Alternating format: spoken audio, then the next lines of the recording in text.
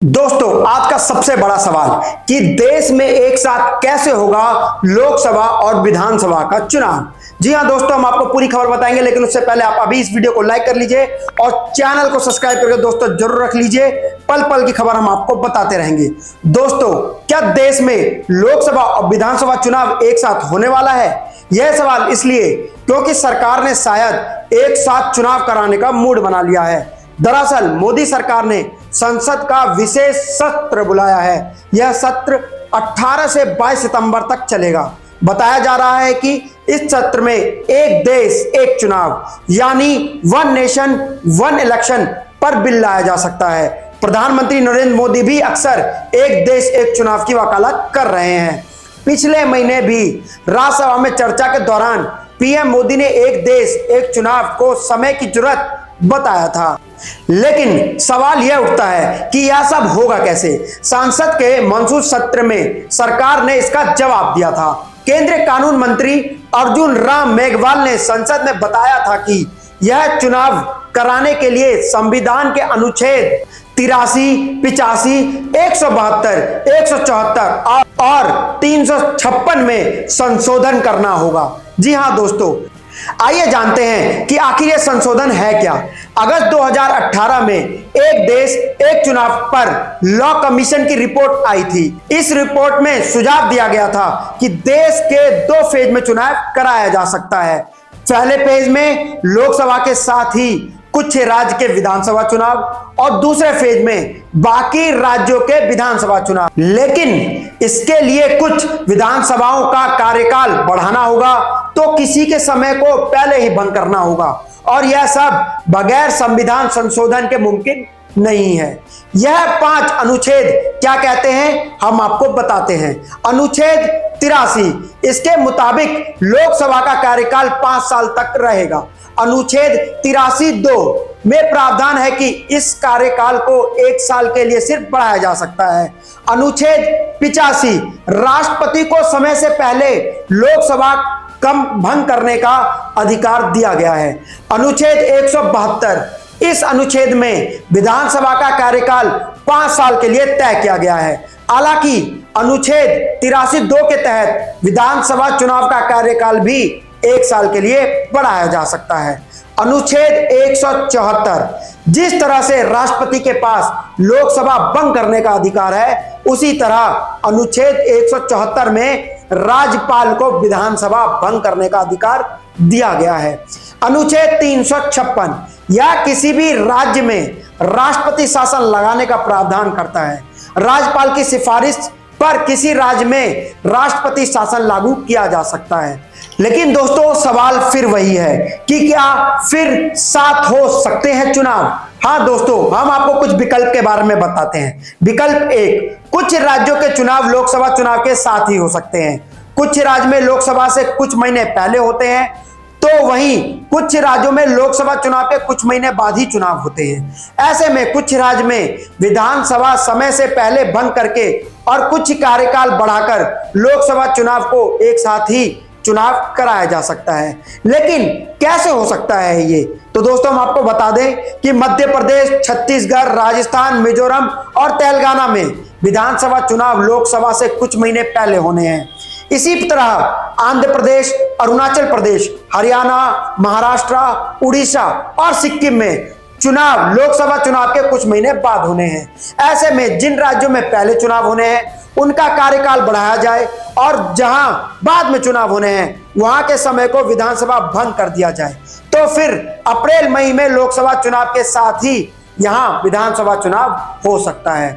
विकल्प 2, कई राज्य में विधानसभा चुनाव लोकसभा चुनाव के 2 साल के बाद खत्म होता है।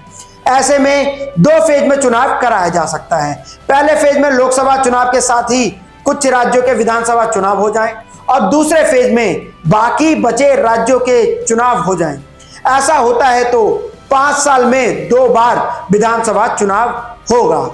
लेकिन आखिर कैसे हो सकता है ये सब? तो दोस्तों, हम आपको बता दें, असम, बिहार, गोवा, गुजरात, हिमाचल प्रदेश, झारखंड, कर्नाटक, केरल, मणिपुर, मेघालय, नागालैंड, दिल्ली, पौंडीचेरी, पंजाब, तमिलनाडु, त्रिपुरा, उत्तर प्रदेश, उत्तराखंड और पश्चिम बंगाल में होने वाले विधानसभा चुनाव और लोकसभा चुनाव में 1-2 साल का अंतर है। ऐसे में इन राज्यों में दूसरे फेज में चुनाव कराया जा सकता है। विकल्प 3, लॉ कमीशन ने अपनी रिपोर्ट में सुझाव दिया था कि अगर एक साथ चुनाव नहीं कराए जा सकते तो फिर 1 साल में होने वाले सभी चुनाव साथ में करा दिए जाएं। इससे साल भर बार बार होने वाले चुनाव से बचा जा सकता है। लेकिन आखिर यह कैसे होगा? हमारे देश में हर साल औसतन 5 राज्यों में विधानसभा चुनाव होते हैं। इन सभी राज्यों में विधानसभा चुनाव का कार्यकाल अलग अलग महीनों में खत्म होता है। इसी वजह से साल भर कहीं ना कहीं चुनाव माहौल बना रहता है। ऐसे में इन सभी राज्यों में एक साथ ही चुनाव करा दिया जाए। लेकिन क्या यह इतना आसान है?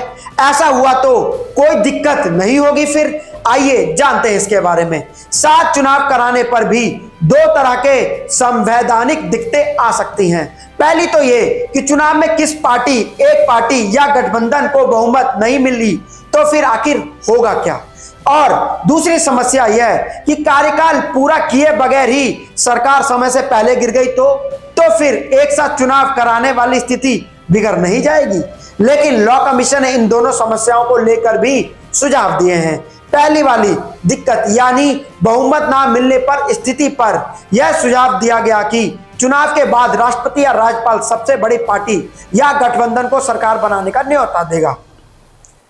अगर फिर भी सरकार नहीं बन पाती तो मध्यावधि चुनाव कराए जाएंगे, लेकिन चुनाव के बाद वह सरकार तब तक के लिए ही बनी रहेगी जितना कार्यकाल बचा होगा। ऐसी सरकार का कार्यकाल 5 साल का नहीं होगा। दूसरी दिक्कत यानी सरकार गिराने की स्थिति में लॉ कमीशन का चुनाव था कि अविश्वास प्रस्ताव जारी मौजूदा सरकार को तभी हटाना जाना चाहिए जब दूसरी सरकार पर विश्वास हो, ताकि समय से पहले लोकसभा या विधानसभा भंग ना हो। पर इससे होगा क्या? जी हां दोस्तों, क्या ये सब करने से भी कुछ होगा या वही स्थिति बनी रहेगी? तो आइए जानते हैं। दोस्तों, एक साथ चुनाव कराने जाने के पीछे सबसे बड़ा तर्क यह है कि पैसे की बचत कर दी जाए।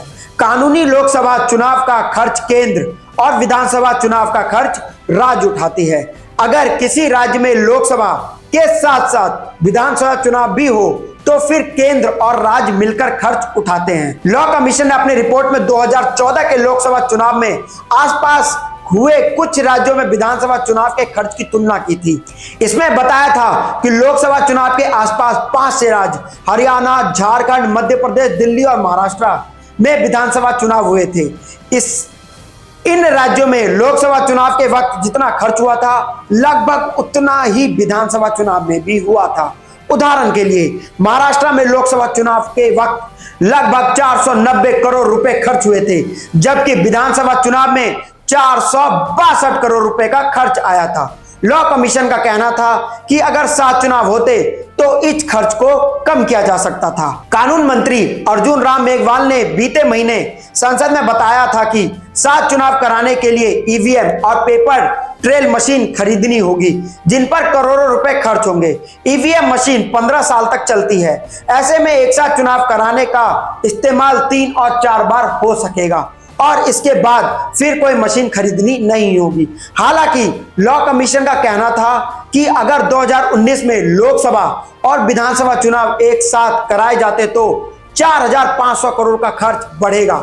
यह खर्च ईवीएम की खरीद पर होगा, लेकिन 2024 के साथ चुनाव कराने पर 1751 करोड़ का खर्च बढ़ेगा।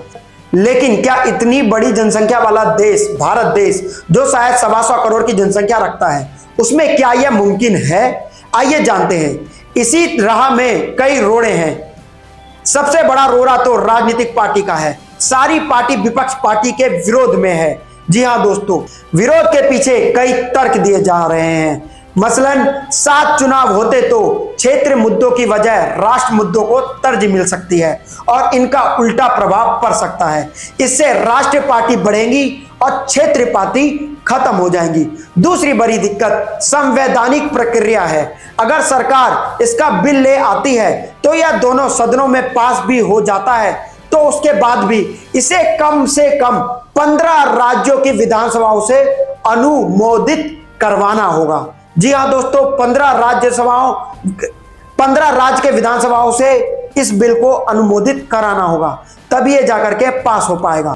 तो दोस्तों आपको क्या लगता है कि एक देश एक चुनाव यानी वन नेशन वन इलेक्शन का बिल पास हो जाना चाहिए, या फिर सारे इलेक्शन का पैसा बचाने या चुनाव का पैसा बचाने का ठेका आम जनता ने दे रखा है?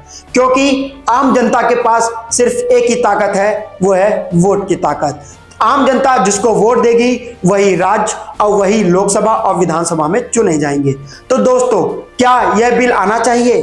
क्या इस बिल का आने के बाद राष्ट्रवादी जो मुद्दे हैं उनको बढ़ावा मिलेगा और जो छोटे मोटे दल हैं, जो राज्य के दल हैं, वो जड़ से खत्म हो जाएंगे?